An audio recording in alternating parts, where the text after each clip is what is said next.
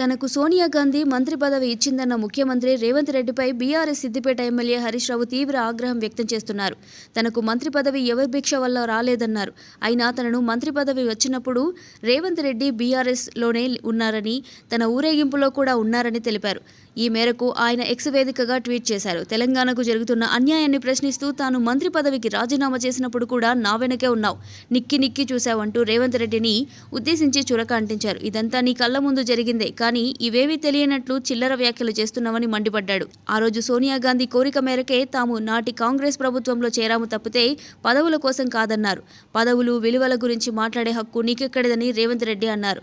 తెలంగాణ ఉద్యమంలో పదవులను గడ్డిపోచలుగా త్యజించిన చరిత్ర బీఆర్ఎస్దే అన్నారు. కానీ పూటకో పార్టీ మారిన రాజకీయ చరిత్ర నీదేనని, పదవుల కోసం పెదవులు మూసుకున్న చరిత్ర నీదని ముఖ్యమంత్రిని ఉద్దేశించి విమర్శలు గుప్పించారు. సీఎం అయినప్పటికీ హుందాగా ప్రవర్తించడం లేదన్నారు. చీఫ్ మినిస్టర్గా కాకుండా చిల్లరగా మాట్లాడే చీఫ్ మినిస్టర్గా వ్యవహరిస్తున్నావన్నారు. आंध्र प्रदेश राज्य में हम शामिल हुए सोनिया गांधी जी के रिक्वेस्ट पे।